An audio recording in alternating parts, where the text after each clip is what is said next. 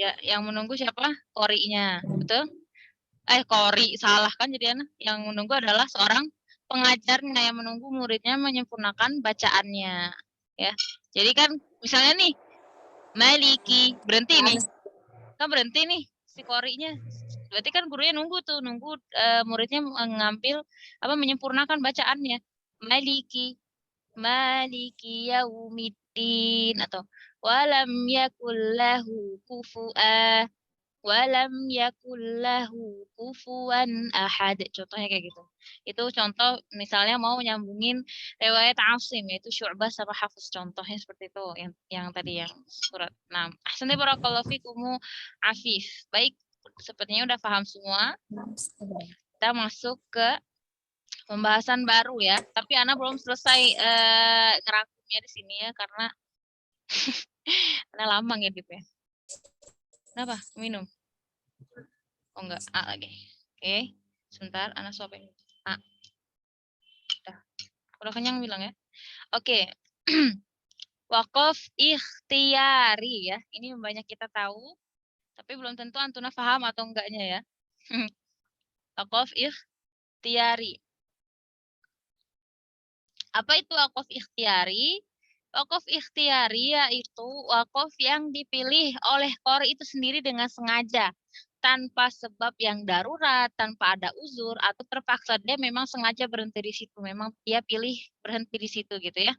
Beda dengan itirori. Kalau itirori tadi dia berhentinya nggak sengaja kan, bersin tiba-tiba dia batuk, keselak nggak sengaja, benar-benar dia berhenti nggak diinginkan. Nah kalau ikhtiari memang dia sengaja berhenti di situ. Misalnya nafasnya masih panjang, tapi dia ada alasan kenapa dia berhenti di situ. Memang dia pilih berhenti di situ misalnya ya. Juga termasuk bila qori tiba-tiba berhenti pada suatu lafaz untuk mengambil nafas dengan sengaja ya. Kemudian melanjutkan bacaannya. Itu namanya ikhtiari. Ya. Hukumnya apa? Hukumnya boleh, jaiz. Boleh berhenti jika tidak mengubah makna. Dan boleh memulainya pada ayat tersebut lagi jika tidak mengubah makna. Akan tetapi kalau misalnya mengubah makna, maka harus mengulanginya kembali dan menyambungkannya hingga maknanya sempurna. Intinya kalau misalnya mau berhenti atau memulai pada suatu ayat itu harus lihat-lihat dulu ya. Tidak sembarangan. Ini apa ini? Enggak, bukan. Anda nggak ngerti. Oke, sebab dinamakan ikhtiari. Kenapa dinamakan ikhtiari? Jadi ikhtiar ya. Apa sih ikhtiar? Ikhtiar itu secara bahasa artinya memilih ya. Ikhtiar dulu aja, mencoba ya, memilih ya. Sebab dinamakan ikhtiari karena seorang qori itu sendiri memilih wakafnya dengan sengaja tanpa ada uzur apapun. Sampai di sini paham? Nah, wakaf ikhtiari di sini pun ada cabangnya. Nah, sebenarnya wakaf ikhtiari itu ada yang diperbolehkan, ada yang tidak diperbolehkan. Ya, ini salah tulis ini. Bukan itu ya, ghairu. Jadi ada yang jaiz, jaiz itu boleh, ghairu itu ada selain ya, yang tidak boleh, ghairu jaiz yang tidak boleh. Nah, yang jaiz yang boleh itu ada 3. Apa aja? Wakaf tam, kafi, hasan. Dan wakaf yang tidak boleh adalah yang qabih ya. Bentar. Ana nggak fokus nih sambil ngasuh. Oke. Nah, dapat kita temukan di sini bahwasanya para ulama membagikan macam-macam wakaf ikhtiari ke dalam 4 bagian. Dilihat dari sisi kaitannya secara lafzi dan maknawi pada ayat setelahnya. Maksudnya apa sih? Dilihat dari secara kaitan lafzi atau maknawi. Oke, di sini ada pengertiannya ya. Di sini Ana ambil dari buku Hudal Majid ya. Apa izin kamar mandi? Izin live. Oke, tayyib. Apa yang dimaksud dengan kaitan secara lafzi dan maknawi? Kaitan secara lafzi ya, ada hubungannya dengan lafzi. Misalnya nih maksudnya kaitan tuh kayak gini. Kalian mau berhenti di sini nih. berhenti di kata misalnya al-alamin. Nah, alamin ini nih ada kaitannya nggak dengan sebelum dan setelahnya ini? Ada kaitan lafaznya nggak? Ada kaitan secara makna nggak? Nah, ya, kaitan secara lafzi dan maknawi ini apa? Nah, kaitan secara lafzi yaitu maksudnya berhenti pada kata yang berkaitan dengan kata sebelumnya dan setelahnya, ya. Berkaitan dengan kata sebelumnya dan kata selanjutnya dalam kaitan lafaz alias i'rab. I'rab itu adalah suatu perubahan kata ya, ada di ilmu nahwu. Jadi Antuna bakal tahu hal ini, bakal paham kaidah lafaz ini ya, kaitan lafaz ini kalau kalian mempelajari kaidah ilmu bahasa Arab terutama nahwu ya, nahwu. Contohnya berhenti pada mudhofun ilaihi tanpa mudhof dalam kaidah idhofah ya. Dalam kaidah idhofah. Oke, Ana akan sedikit memberikan pengetahuan apa itu idhofah, apa itu mudhof, apa itu mudhofun ilaih. Sebenarnya ini masuknya ke bahasa Arab ya, tapi biar Antuna tidak terlalu bingung. Jadi idhofah itu misalnya adalah kumpulan dua isim atau gabungan atau penyandaran dua isim atau lebih dengan tujuan mengkhususkan makna. Jadi ada dua kata nih di sini yang digabungkan atau tiga atau lebih ya. Nah, idhofah itu terbagi menjadi tersusun menjadi dua. Ada si mudhofun ilaihi sama mudhof. Begitu.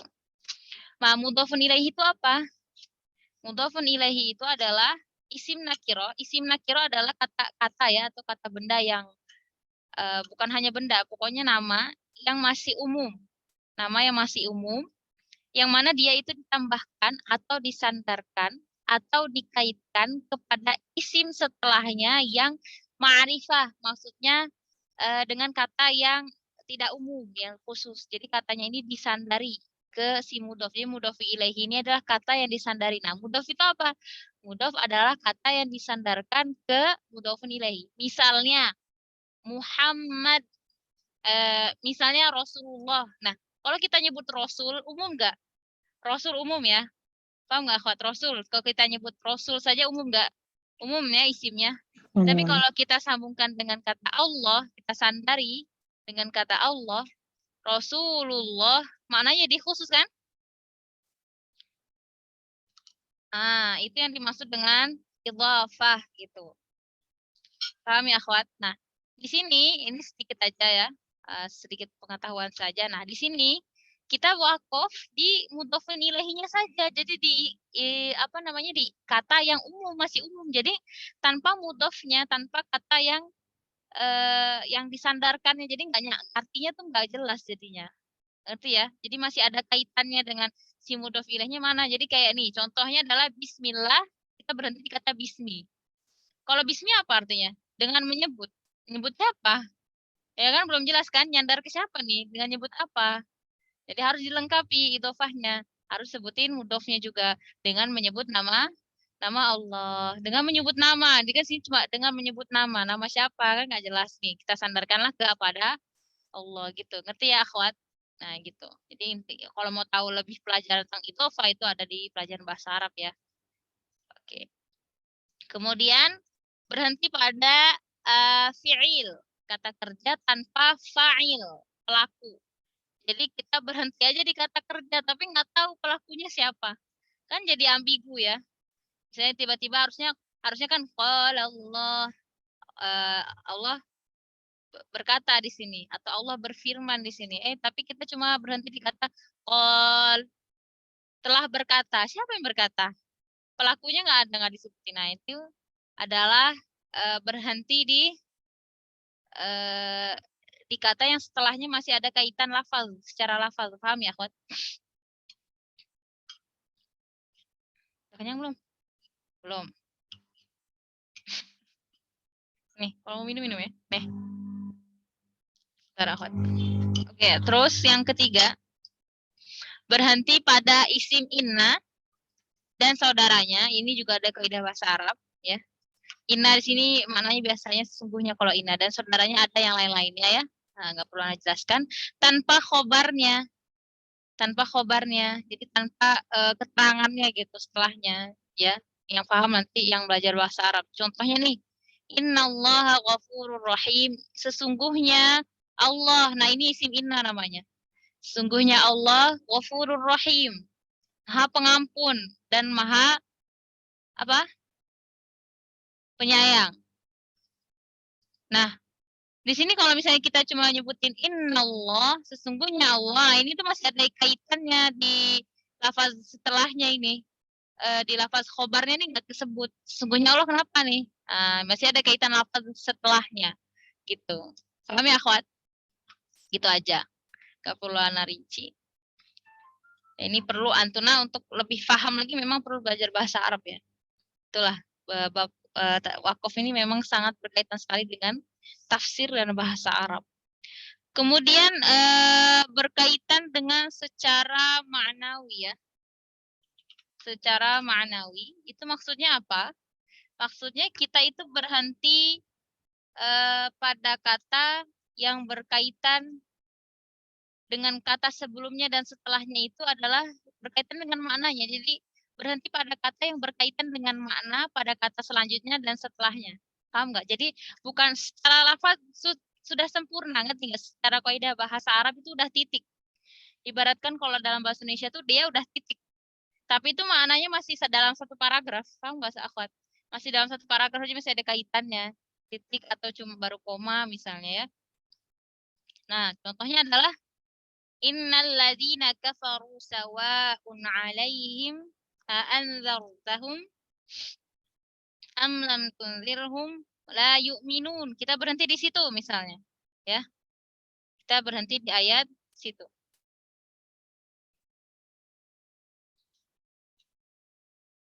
Sebentar. Ini berhenti di situ atau berhenti di kita lihat dari Hudal Majidnya ya. Takut salah, soalnya Ana belum selesai ngetiknya. Iya benar, kita berhenti di sini, Ana belum lupa nandain. Kita berhenti di situ ya. Sebentar. Ya, situ maknanya apa? Sawa'un 'alaihim ma anzartahum am lam tunzirhum la yu'minun. Allah telah mengunci hati, ya. Ya Allah. Ini bukan ini ya, sebentar. Salman, maunya lagi? Makan lagi nggak? Sini. Oh ya, kenapa makan kulitnya aja? Oh. Nih,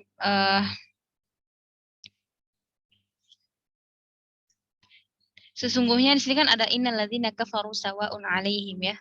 Maksudnya sesungguhnya orang-orang kafir itu sama saja bagi mereka, anzartahum kamu beri peringatan am lam tunzirhum atau kamu tidak beri peringatan la yu'minun. Orang kafir itu gak beriman gitu. Ini udah kita berhenti di sini. Tapi ini masih nyambung dengan makna selanjutnya. Khatamallah. Allah telah mengunci. Mengunci apa? Khatamallahu ala qulubihim wa ala sam'ihim. Jadi masih ada kaitan dengan ayat selanjutnya. Masih ada kaitan dengan ayat selanjutnya. Apa? Allah telah mengunci hati-hati mereka, qulubihim wa ala sam'ihim, dan pendengaran mereka sudah Allah kunci, wa ala absarihim ghisyawah, dan penglihatan mereka sudah tutup. Makanya mau kita beri peringatan kek, mau nggak kasih peringatan kek, tetap aja orang-orang kafir itu tidak beriman karena sudah Allah tutup dan Allah kunci. Jadi ada kaitan ya, paham akhwat? Itu yang dimaksud dengan masih ada kaitan secara maknawi. Sampai sini paham, akhwat? Insyaallah Ustazah. Insyaallah Ustazah. Nah, ini gitu ya. Kalau sudah paham, ini harus dipahamin dulu. Baru kita lanjut nih ke bawah. Ya. Oke, ini Ana sambil baca yang lain ya, dari yang lain referensi. Afwan Ustazah. Iya, gimana? Boleh menguatkan. Mungkin jadi kalau secara maknawi itu mungkin kalau kisah, misalnya kisah itu sampai Gimana? yang Apa? Diulangin lagi foto suaranya. Kalau kisah apa? Mungkin maksudnya kalau secara maknawi itu jadi misalnya itu kisah Nabi siapa itu satu cerita selesai gitu ya Ustaz ya. Ya, iya, Jadi kalau dalam gitu ya. bahasa Indonesia tuh masih paragraf yang sama gitu. Ya, Oh paham gitu. ya. Ya kalau kita sekolah umum mah ya Ana juga ngerasain anak umum ya. Kalau di umum mah ya, ibaratkan masih dalam satu paragrafnya masih satu cerita belum selesai paragraf itu, ngerti nggak sih? Masih paragraf itu. Satu cerita selesai gitu ya Ustaz. Belum Satu selesai. paragraf gitu ya. Belum Oh. paragraf itu belum selesai gitu. Ngerti nggak? Nah, itu masih ada Oh kaitan iya iya. maknanya. Baru titik aja gitu, ngerti ya? Baru titik. Nah, Oh.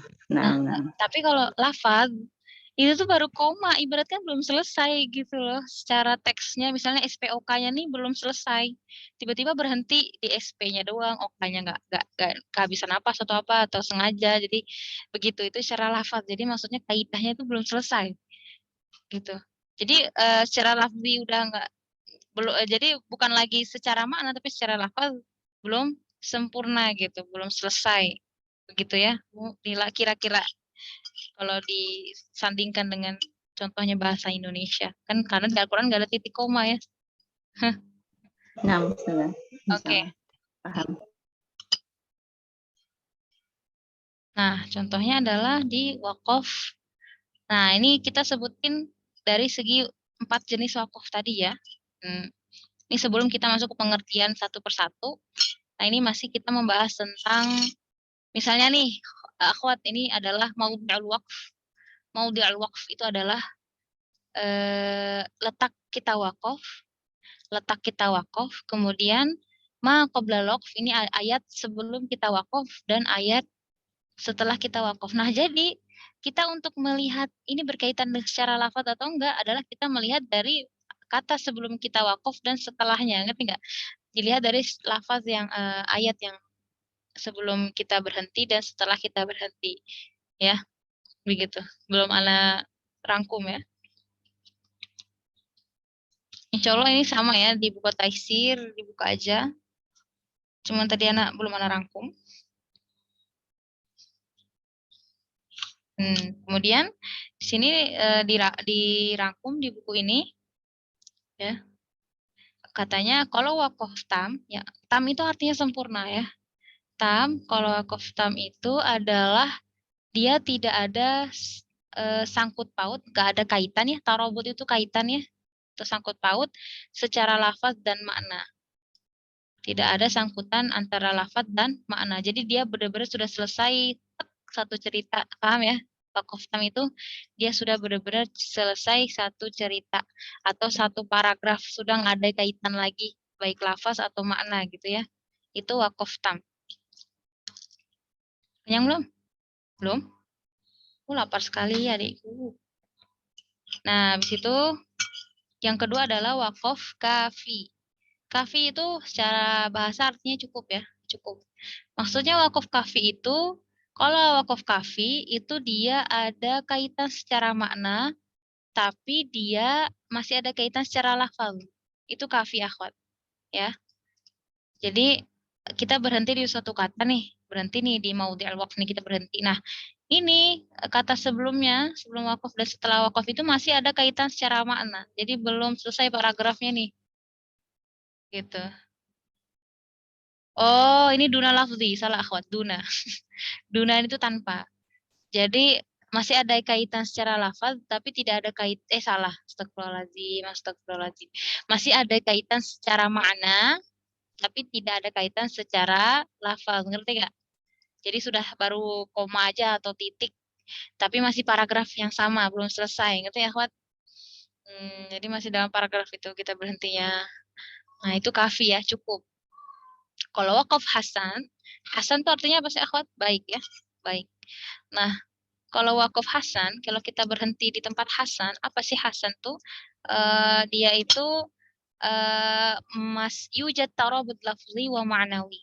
Masih ada kaitan secara lafaz dan makna. Ya, masih ada kaitan lafaz dan makna. Tapi nggak ngerusak makna, nggak merubah makna gitu. Nggak ngerusak dan nggak merubah makna. Ya. Nah, kalau wakaf qabih itu artinya buruk ya. Buruk atau jelek. Nah, kalau berhenti di jenis wakaf qabih itu yujad tarabut lafzi wa ma'nawi wa yu'athir fil ma'na. Kalau wakaf qabih ini kita berhenti di situ, di tempat itu misalnya. Dan dia masih ada kaitan secara lafaz dan lafzi dan ma'nawi. Dan kalau kita berhenti di situ merusak makna, ya, merubah makna gitu. Bisa rusak maknanya. Beda dengan hasan ya. Beda dengan hasan. Oke. Itu intermezzonya. Di sini ada malhuzah, catatan. Catatan apa katanya? Kalau idza kana hunaka ta'alluq fil lafzi fala budda min wujudi ta'alluq fil ma'na. Kalau misalnya di situ ada kaitan secara lafaz, maka harus ada juga kaitan secara makna, begitu. Oke, kita masuk ke waqaf tam. Sebentar, dulu, A.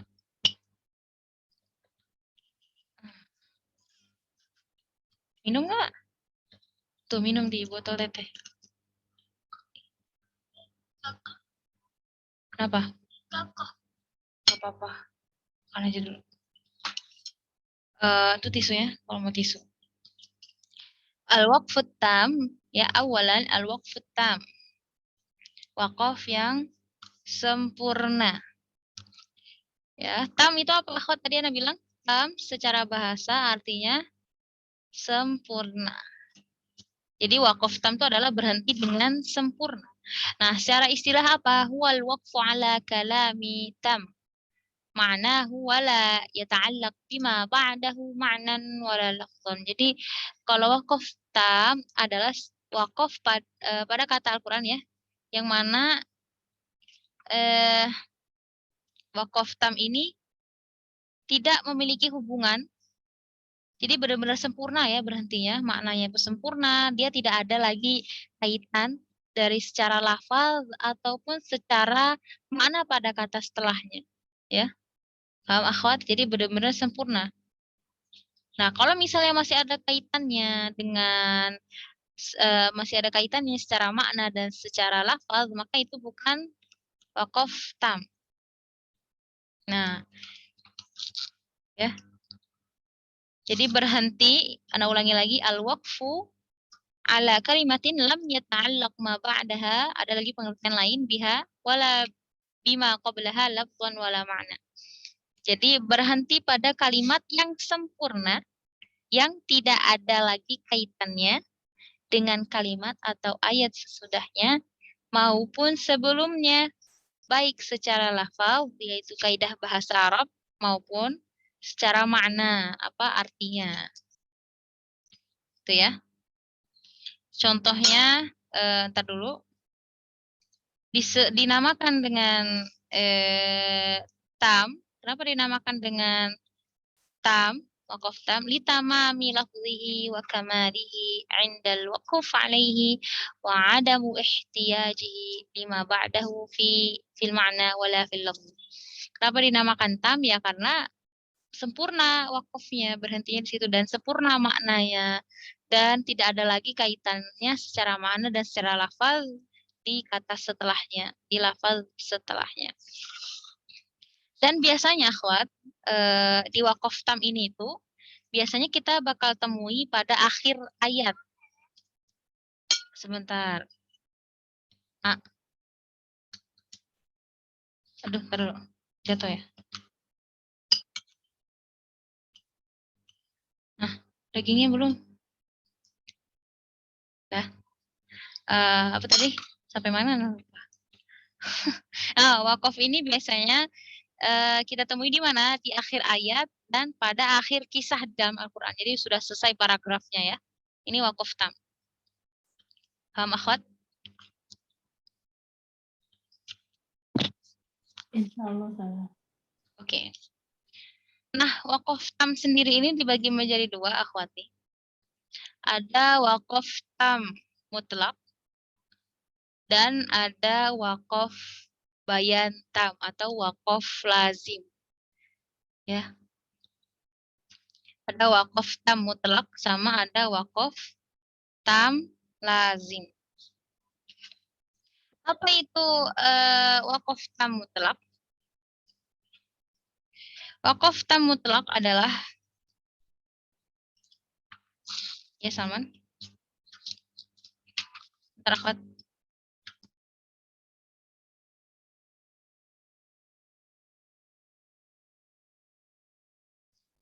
Ya, apa itu suaranya udah masuk?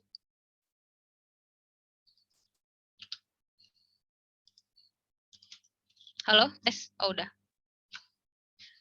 Apa itu waqaf tam mutlak? Ya. Ya, Salman nanti jatuh. Ya, hati-hati.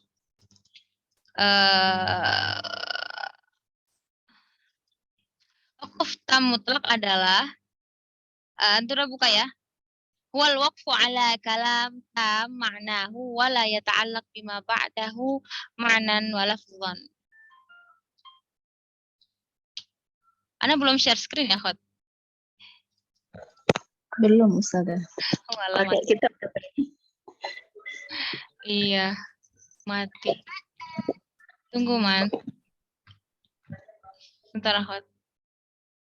Ini ana nyambi-nyambi gitu. Nah, oke.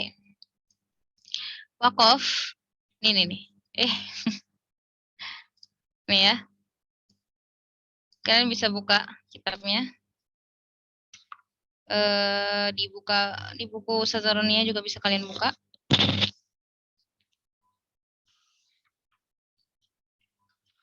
Jadi waqaf tam ini maknanya sama ya kayaknya.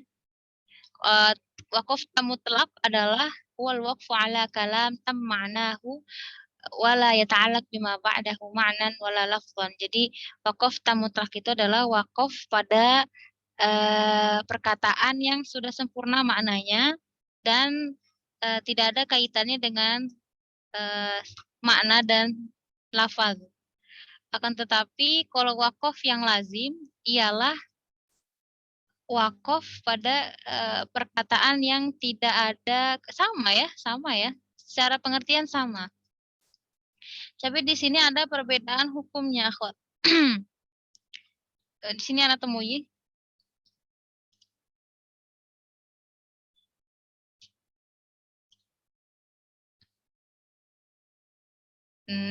Ngerti. Hukum waqaf tam. Apa hukumnya waqaf Apa hukumnya waqaf mutlak, akhwat? Hukumnya waqaf mutlak adalah yuhsinul waqfu alaihi wa yuhsinul ibtida bima ba'dahu wa yajuzul wasl li'annahu la yughayyirul ma'na. Waqaf di sini boleh ya, akhwat. Boleh waqaf di sini. Baik gitu. Waqaf di sini tuh baik. Ya. Nih di sini ada dibilangkan boleh ya. Kalau waqaf di mutlak itu lebih utama waqaf tapi boleh wasol. Jadi kayak nggak wajib banget untuk lanjut gitu. Jadi kalau mutlak itu kita boleh berhenti di situ tapi lebih utama berhenti. Boleh juga wasol, ngerti nggak, akhwat? Nah, kalau yang lazim, kan lazim tuh harus. Itu wajib berhenti dan tidak boleh wasol. Biasanya itu dia tandanya kila atau kola biasanya disebutnya. Kili atau kila nggak salah. Kili atau kila, lupa. Itu lebih utama. Ya ini agak-agak jelimet sedikit. Nah, jadi dia boleh waqaf dan boleh juga kita mulai dari situ dan boleh juga wasol. Dan nggak merubah makna kalaupun kita waqaf di situ ataupun kita nggak waqaf di situ tuh nggak akan merubah makna. Itu yang mutlak. Tapi kalau yang waqaf lazim itu dia yulzamul waqf alaihi wa yulzamul ibtida bima ba'dahu. Jadi kayak harus waqaf di situ dan harus wajib itu lazim untuk memulai dari ayat setelahnya dan tidak boleh wasol karena kalau kita wasolkan itu bisa merubah makna. Biasanya itu kalau di mushaf ada tanda mim ya, akhwat. Tahu kan ada tanda mim? Coba kalian buka deh surat apa ya? Surat Al-An'am ayat 36. Coba Antuna buka, ada nggak Quran terjemahannya atau aplikasi? Surat Al-An'am ayat 36.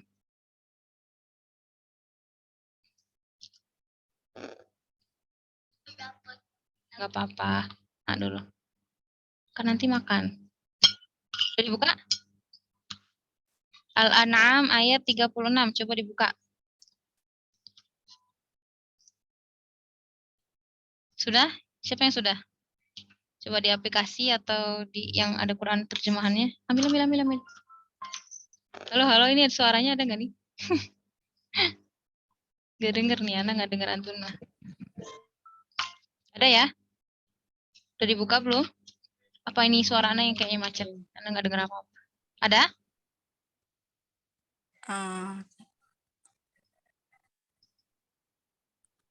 Kalau di aplikasi nggak ada tanda meme-nya itu Ustaz ya? Oh, aplikasi apa dulu? Pakai aplikasi yang mushafnya Madinah ya? Ayat. Ada tuh ayat. Ada Ustazah. Nah, itu ya Ustazah yang tanda koflam. Ya, Koflam. Ana nggak bisa nge-share screen di sini. Atau Ustazah Nisa bisa share screen di aplikasinya?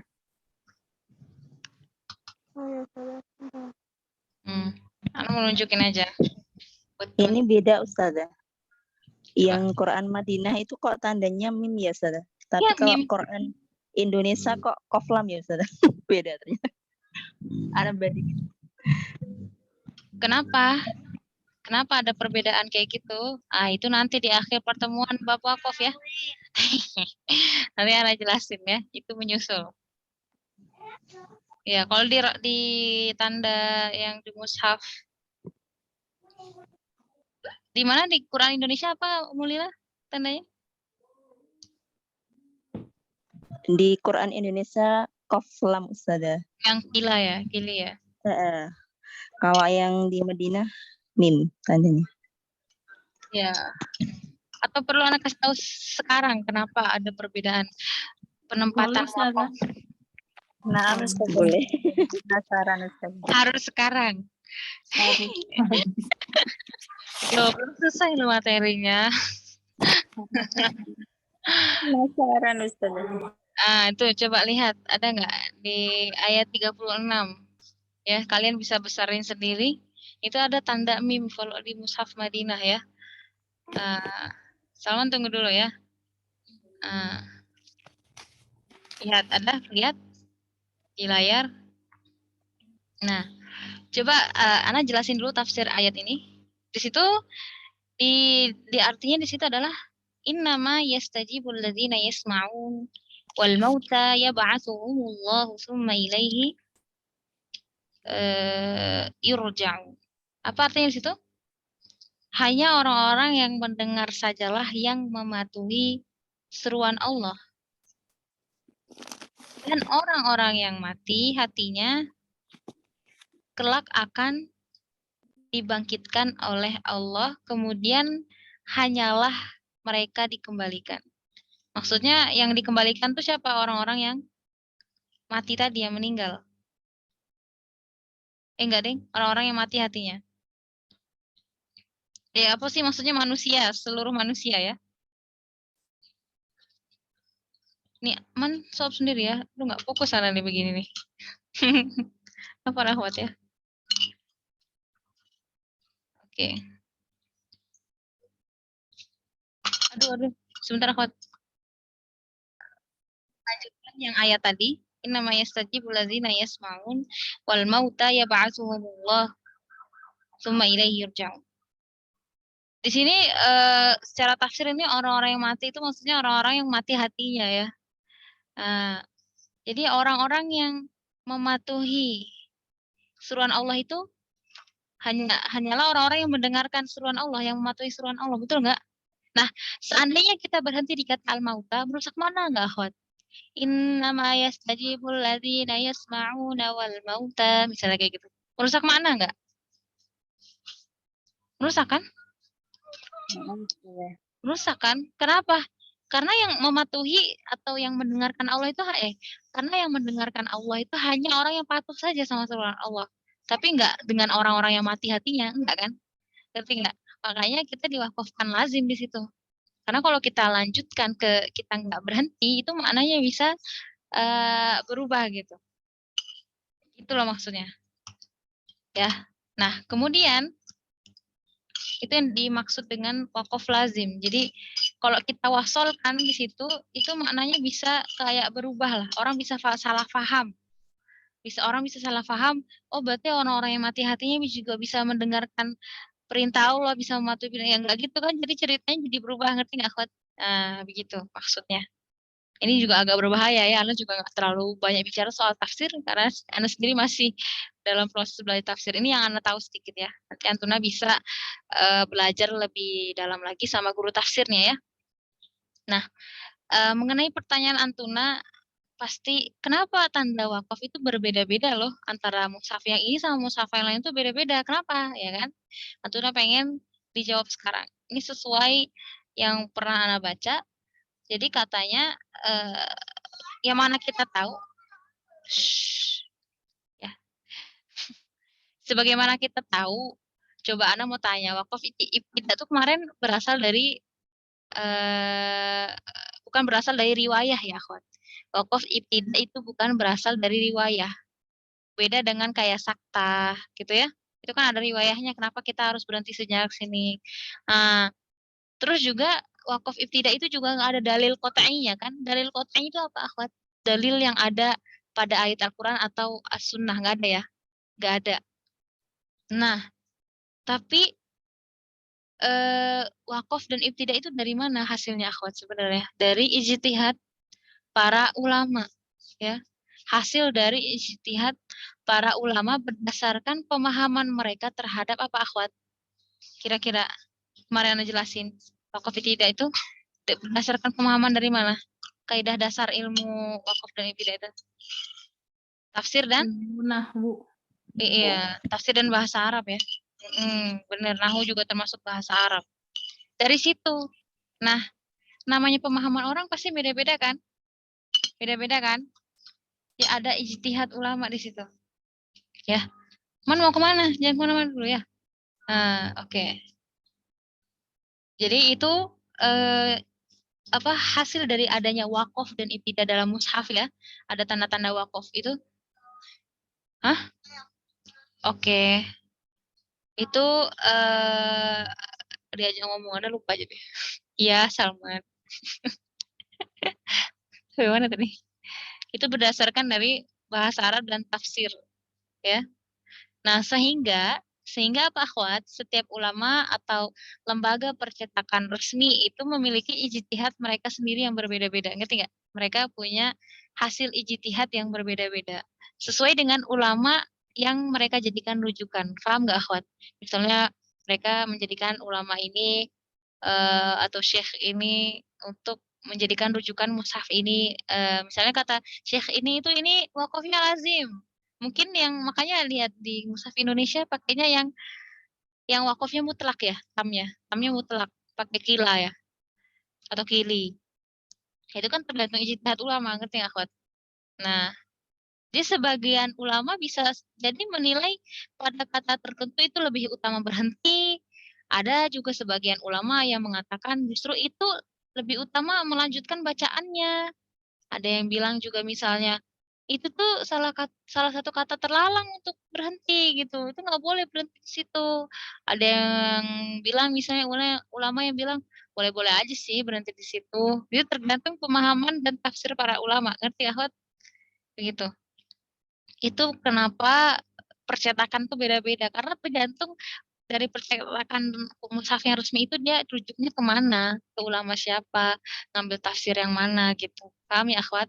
Nah, kan udah Ana jelasin kemarin di Muqaddimah, Imam Ibnu Al-Jazari mengatakan apa di Al-Muqaddimahnya? Walaisa fil Qur'ani min waqfin yajib wala haramun ghairu ma lahu sabab. Tidak ada di dalam Al-Quran tempat berhenti yang wajib, betul? Juga tidak ada di dalam Al-Quran tempat berhenti yang haram. Kecuali ada sebabnya, ya ini maknanya, ya ini ada makna yang tergantung di dalamnya. Artinya apa, akhwat? Artinya selama itu tidak menimbulkan kekacauan maknanya, maka ya boleh-boleh saja kita berhenti pada kata tertentu atau memulai dari kata tertentu. Nah, sama halnya kalau Antuna ngambil sanadnya, akhwat. guru kalian bilang wajib berhenti di situ, ikutin karena kalian ngambil sanad itu, kalian merujuk ke ulama itu. Ngerti nggak, akhwat? Kalian mengambil sanad itu, kalian ikuti gurunya karena ngikutin sesuai dengan sanad. Jadi tergantung kalian berguru dengan siapa. Kalau guru kalian bilang berhenti di situ, berhenti. Mulai di situ, mulai. Nggak boleh berhenti di situ, nggak boleh berhenti di situ. Ya, apalagi kita awam ya terhadap ilmu ini. Jadi kita nggak bisa sembarang-sembarang juga. Nah, Syekh Aiman bilang apa? Syekh Aiman mengatakan, tahu Syekh Aiman Suwaid ya, hafizahullah mengatakan bahwa kita boleh berhenti dimanapun, selama tidak menimbulkan kerusakan makna. Itu kuncinya adalah selama tidak apa? Menimbulkan kerusakan makna. Yang terpenting adalah kita bisa mencari kalimat yang terbaik untuk memulainya kembali. Jangan sampai kita berhenti situ bagus, tapi pas kita mulai ayatnya malah maknanya nggak nyambung gitu, aneh. Asal mulai aja. Nah, itu juga jangan. Nah, jadi beliau mengatakan waqaf, yaitu berhenti pada akhir ayat adalah sunnah secara mutlak. Ya. Nih, misalnya nih akhwat berhenti di ayat 36, langsung misalnya ini namanya tadi misalnya berhenti langsung di ayat akhir ini namanya apa, akhwat? Hukumnya sunnah secara mutlak, ya. Jadi kalau misalnya anak tanya apa hukumnya berhenti di roksul ayat atau di akhir ayat, setiap akhir ayat itu hukumnya adalah sunnah secara mutlak. Oke.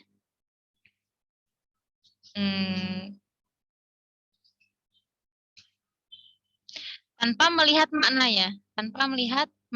Jadi sudah sunnah secara mutlak tanpa melihat maknanya. Kita pun dianjurkan untuk langsung memulai kembali dari ayat berikutnya, tidak perlu mengulang kalimat sebelumnya. Karena ya akhwat, kadang tuh ya satu ayat ini tuh kadang masih ada kaitan secara lafaz ataupun kadang masih ada kaitan secara makna. Tapi kita disunahkan untuk berhenti per ayat ya. Karena Rasulullah sendiri membaca Al-Quran itu seperti itu, ya, akhwat. Iya,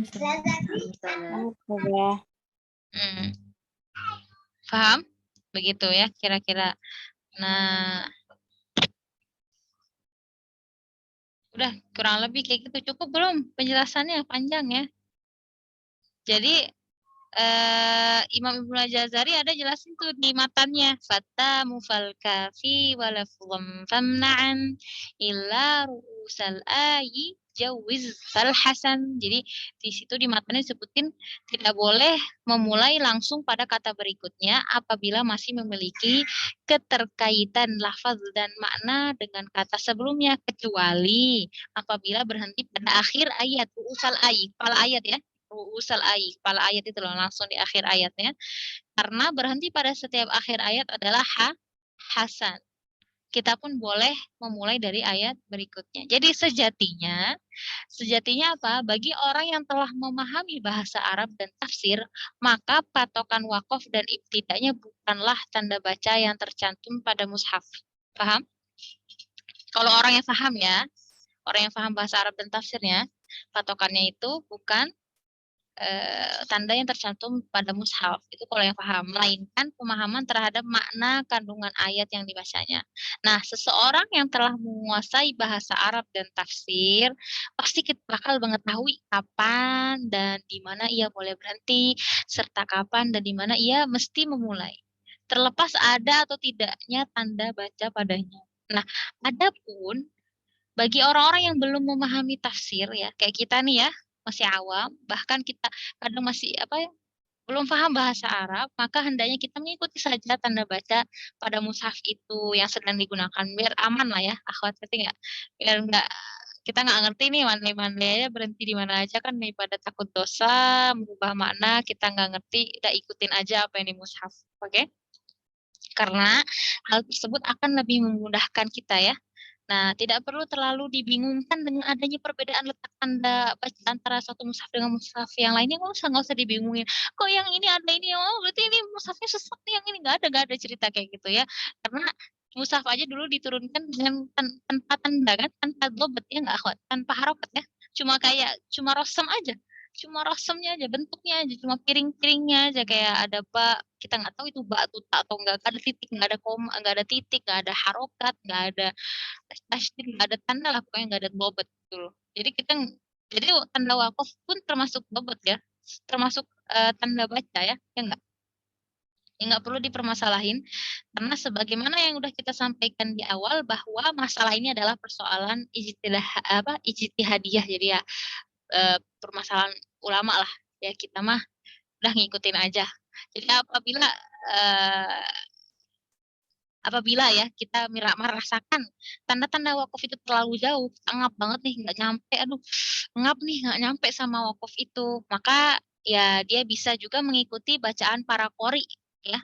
Kita bisa dengerin qori ini akhwat ya kan, kita kan sekarang ada murotal nih, dengerin qori yang dobit, yang dinilai memiliki kapasitas, kira-kira menurut kita itu bukan menurut kita ya, kita tahu bahwa syekh itu tuh, qori itu tuh memiliki kapasitas ilmu wakaf dan ibtidak yang bagus gitu. Kita bisa dengarkan rekaman para qori yang banyak melakukan wakaf dan kita bisa ikutin beliau gitu ya. Kita dengerin, kita ngikutin beliau. Kita nggak sampai tanda wakaf yang di mushaf, kita dengerin syekh gitu ya. Salah satu solusinya. Nah, tentu saja dengan memperkirakan ya, kita harus memperkirakan bahwa qori tersebut memahami ya, harus memahami persoalan wakaf dan ibtidah. Jangan sampai salah-salah ngikutin qori atau qori-qori yang suaranya merdu-merdu, ini gitu-gitu, tapi ternyata ya wakafnya dia asal-asal aja sesuka hati dia. Itu juga jangan ya, jangan sembarangan. Kita harus cari juga asal muasal qori itu. Kita sekarang internet canggih, cari nih syekh ini tuh gimana keilmuannya, berapa tahun nih baca tajwid, bisa ya kita cari. Atau setidaknya kita memahami bahasa Arab ya, sehingga kita bisa menilai bahwa beliau memahami susunan kalimat ayat-ayat yang dibacanya. Ya, wallahu taala a'lam. Sampai di sini paham tidak? Nah, jadi wakaf mutlak ini ya, ini maknanya sama, nggak ada kaitan secara makna dan lafal. Tapi kalau yang mutlak ini boleh wakaf di situ, boleh kita mulai dari ayat setelahnya, wasol pun nggak masalah, nggak berubah makna. Itu namanya wakaf mutlak. Nah, biasanya wakaf mutlak itu tandanya qili atau qila ya. Gimana nih? Gimana Ana mau nulis tiba-tiba dia keluar ya, nyebelin lah layarnya ini, gimana ya. Nah, qili ya. Ini dibacanya bisa qili atau qila. Qili atau qila. Maksudnya apa qili atau qila itu? Al-waqfu aula. Jadi penanda bahwa sebuah kalimat telah berakhir, jadi lebih utama berhenti padanya, namun boleh apabila ingin mewasalkannya. Itu wakaf mutlak ya. Kalau yang wakaf tam, yang lazim, itu biasanya tandanya mim lazim ya. Yang kayak tadi, innama yastajibul ladzina yasma'un. Ada mimnya ya di atas ya. Nah, gitu. Ya, kalau mau aman yang ada di Quran Madinah itu yang wakaf mim ya, kita ikutin aja yang di ini, tanda wakafnya itu. Atau dengerin syekh ya kalau mau lebih ini lagi. Nah, kalau yang mim ini biasanya menandakan akhir kalam juga atau penanda lafaz yang secara makna jauh lebih utama untuk berhenti padanya. Dia benar-benar lazim, lebih kayak wajib lah untuk berhenti. Kalau misalnya lanjut itu bisa merubah makna gitu. Oke, mungkin kita cukup dulu sampai di sini ya. Ini ada lagi di sini, sebelum ini ada di bawahnya apa nih? Tanbih ya. Oh, ini masih penjelasan yang barusan ya justru. Al-waqful lazim yakun ya tanbiham, catatan penting.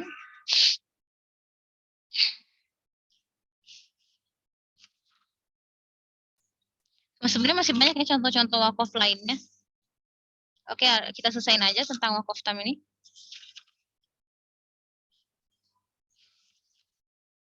Oke. Al-waqful lazim yakun luzum istilahi walaysa syar'i. Ya.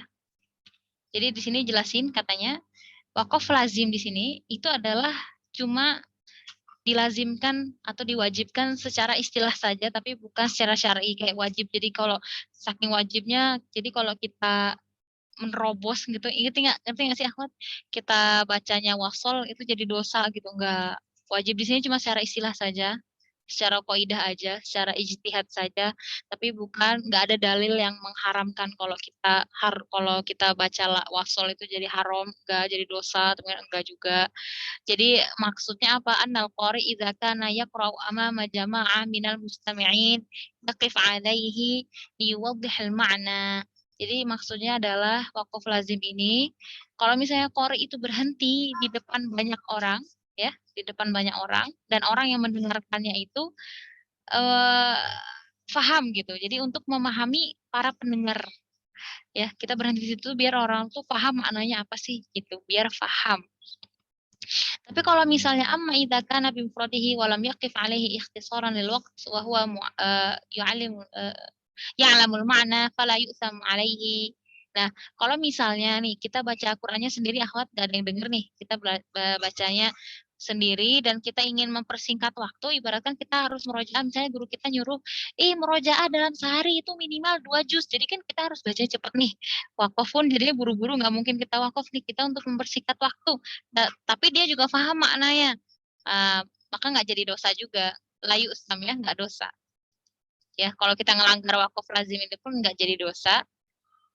Tapi kalau misalnya bagus ya kalau amamal jamaah minal mustami'in, kalau misalnya kita baca di depan orang banyak dan banyak orang yang dengerin, bagusnya kita berhenti biar maknanya jelas. Gitu. Sebagaimana yang dikatakan Imam Ibnu Jazari ya, walaisa fil Qur'an mi waqti yajib wala haramun ghairu ma lahu sabab. Jadi enggak ada yang dosa ya. Enggak ada yang haram.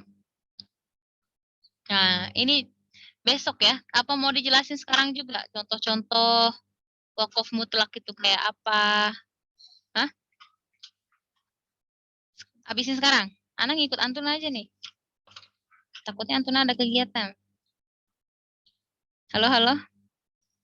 Sepi banget. Sok Ustazah mungkin. Apa gimana?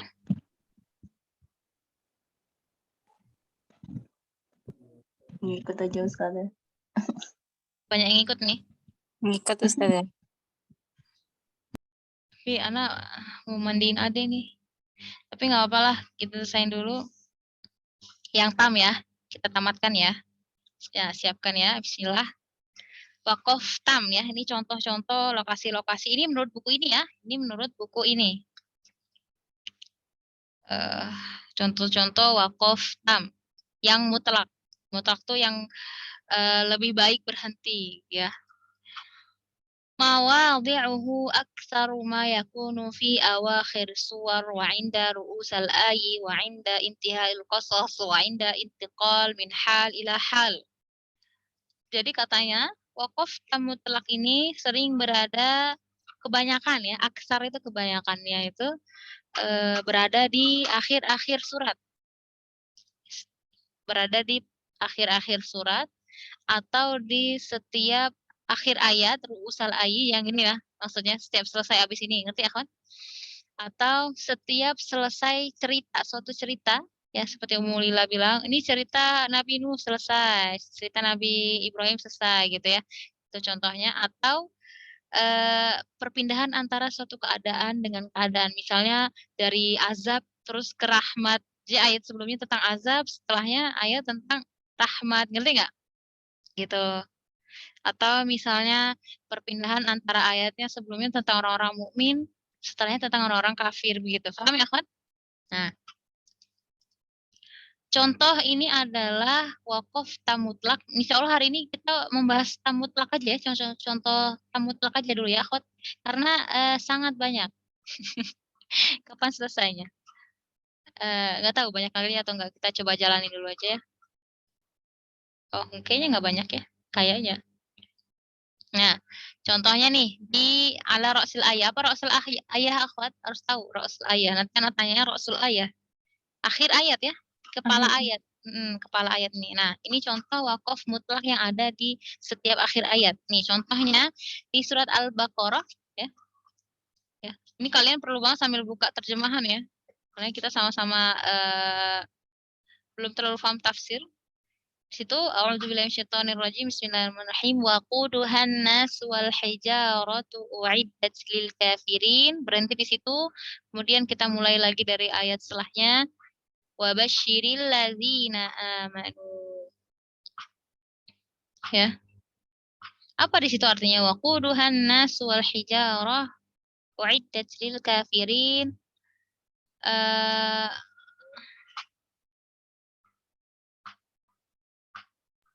Bahan bakarnya. pelihara dirimu dari neraka.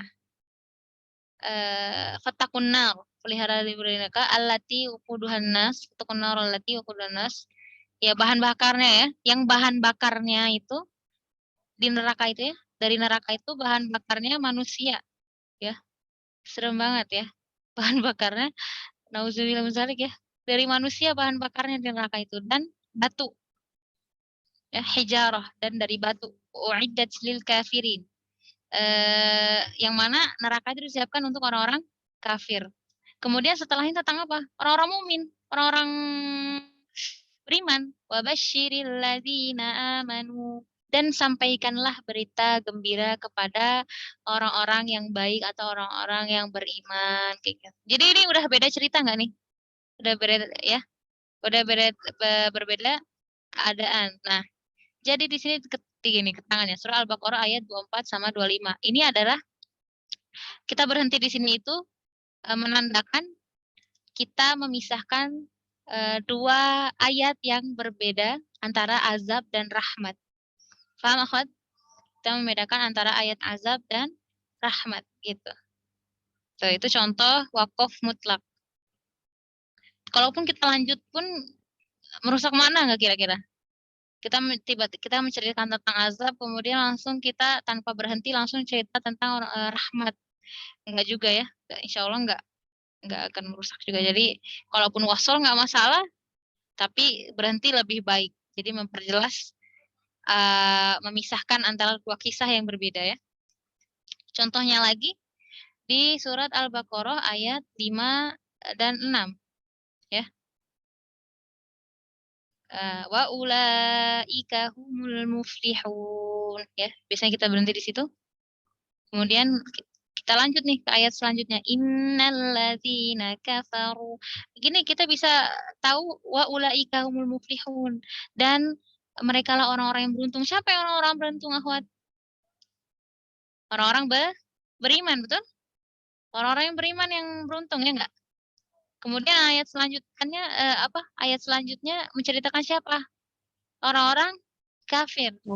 Iya, udah beda keadaan nggak? Nah, itu namanya al-intiqal min halin ila hal. Jadi perpindahan suatu keadaan ke keadaan yang lain. Jadi berbeda keadaannya. Ini menceritakan tentang keadaan orang-orang mukmin. Orang-orang yang beriman itu beruntung. Nah, kemudian ayat selanjutnya menceritakan tentang orang-orang kafir. Beda ya? Nah, gitu. Jadi kalau kita berhenti di sini, orang yang dengar pun lebih jelas, oh ini beda keadaan lagi, udah beda cerita gitu. Ya. Nah, ini contoh wakaf mutlak ya. Biasanya di akhir ayat ya. Biasanya di akhir ayat, tepatnya di mana aja? Akhir ayat, di akhir surat, akhir cerita ya, atau beda keadaannya.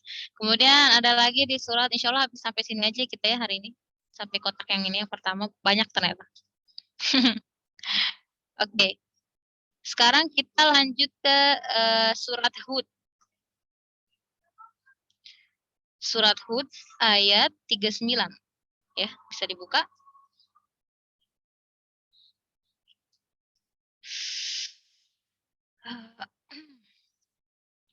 Fasbir innal aqibata lil muttaqin. Bersabarlah. Bersabarlah sesungguhnya kesudahan yang baik adalah bagi orang-orang yang bertakwa. Kemudian setelahnya menceritakan wa ila adin akhahum huda, dan kepada kaum Ad kami utus saudara mereka yaitu Hud. Jadi di cerita selanjutnya itu sudah menceritakan tentang kaum Ad yang diutus yang kami utus saudara mereka yaitu Hud, Nabi Hud. Nah, ini udah beda cerita, akhwat. Ini sudah beda cerita. Ayat ini Fasbir innal aqibata lil muttaqin.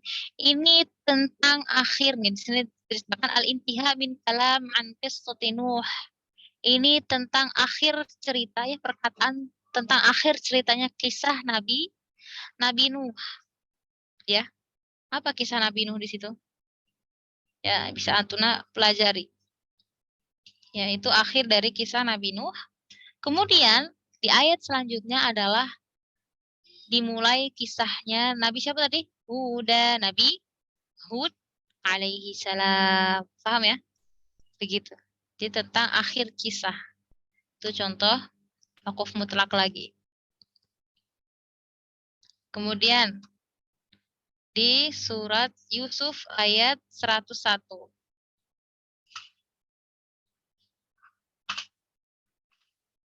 Tawaffani musliman wa alhiqni bis salihin. Kemudian ayat selanjutnya apa? Dzalika min amba'il ghaib. Di sini tawaffani muslima wa alhiqni bis salihin. Wafatkanlah aku muslima dalam keadaan muslim, wa alhiqni bis salihin, dan masukkanlah aku atau gabungkanlah aku dengan orang-orang yang solehin, orang-orang yang soleh. Kemudian ayat selanjutnya itu adalah dzalika min amba'il ghaib. Demikian itulah di antara berita-berita ghaib. Nah, ini udah beda cerita. Jadi di surat ini, yang di ayat ini adalah akhir dari kisah Nabi Yusuf. Sudah akhir dari kisah Nabi Yusuf. Jadi setelah ayat ini tuh udah beda cerita lagi. Begitu. Ya. Kemudian contohnya lagi banyak ya contohnya. Jadi ini bisa masuk ujian ya. Ya, selamat menghafal. Insya Allah kalian menghafal ini pun bermanfaat ketika tilawah ya. Kali aja tanya nanti kan. Bentuknya kayak gini contohnya. Ini wakaf apa? Wakaf tam mutlak kah? Atau wakaf lazim kah? Kafi kah? Nanti anak tanya ya. Semangat. Kemudian di situ ada surat Al-A'raf. Surat Al-A'raf ayat berapa itu? 159 dan 160. Bulan apa tuh? Yahduna bil haqqi wa bihi ya'dilun. Kemudian di situ ayat selanjutnya wa qatta'nahu musnatai 'asyrata asbata. Ya. Dengan ini apa namanya? Yahduna bil haqq. Kami ciptakan ada umat yang diberikan. Jadi Allah memberikan kepada umat itu petunjuk dengan hak, ya, dengan kebenaran. Dan dengan hak itu pula ya, dengan kebenaran itu pula Allah memberi mereka menjalankan keadilan. Dengan kebenaran itu pula, dengan hak itu pula, dengan petunjuk yang Allah berikan itu mereka menjalankan keadilan. Kemudian waqatta'nahu musnatai 'asyrata asbata. Di sini maknanya sudah dan orang-orang yang mendustakan ayat-ayat kami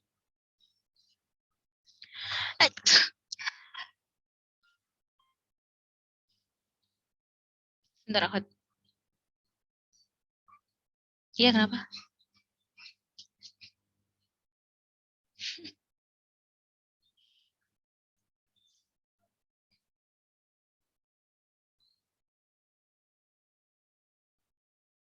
Ya, jadi terdapat suatu umat yang memberikan petunjuk kepada manusia dengan hak, dan dengan hak itulah manusia itu menjalankan keadilan. Nah, setelah itu waqatta'nahum, dan mereka kami bagi menjadi 12 suku, ya, yang masing-masing mereka berjumlah besar. Taib. Jadi ini ayat yang sebelumnya yahduna bil haqqi wa bihi ya'dilun. Jadi Allah memberikan petunjuk dengan kebenaran, dan dengan kebenaran itu manusia bisa melakukan keadilan. Nah, ini adalah akhir dari cerita al-udulu 'anil akhbar ila hikayah. Jadi tentang keadilan ya. Ya, tentang keadilan.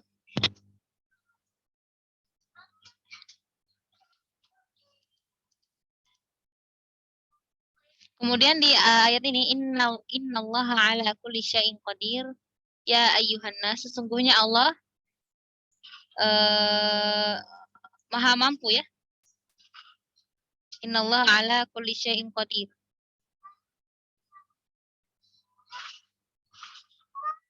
Kemudian ayat setelahnya apa? Ya ayyuhan nas, wahai manusia. Sesungguhnya Allah berkuasa atas segala sesuatu ya. Innallaha. Nah, ini di ayat Al-Baqarah ya, ayat 20 dan 21 itu adalah tentang ayat ini ya, yang ayat 20 ini kalau kita berhenti di sini adalah tentang perkataan orang-orang ya. Intiha min kalam anil munafiqin. Jadi akhir perkataan tentang orang-orang kafir. Jadi di sini Allah menceritakan tentang orang-orang munafik. Tentang orang-orang munafik. Jadi di ayat ini tuh akhir dari cerita tentang orang-orang munafik. Perkataan tentang orang-orang munafik ya. Menceritakan. Jadi Allah di sini menceritakan tentang orang-orang munafik. Kemudian setelah ayat selanjutnya itu adalah memanggil orang-orang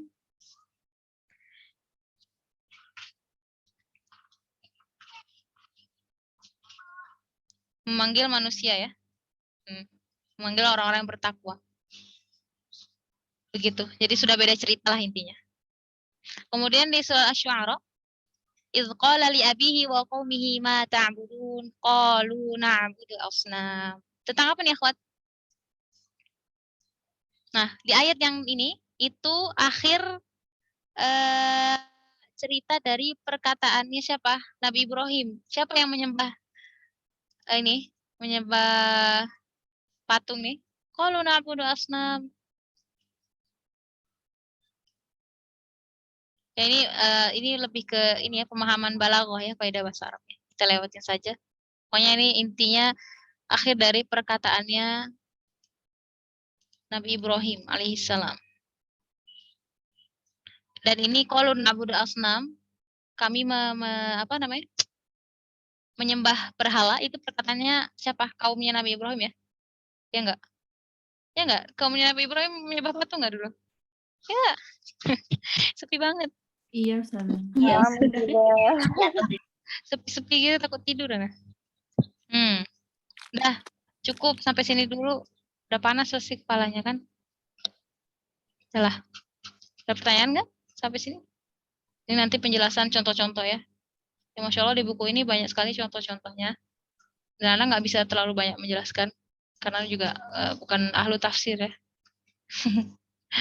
Jadi nanti lebih ingin taunya ke guru-guru tafsirnya ya.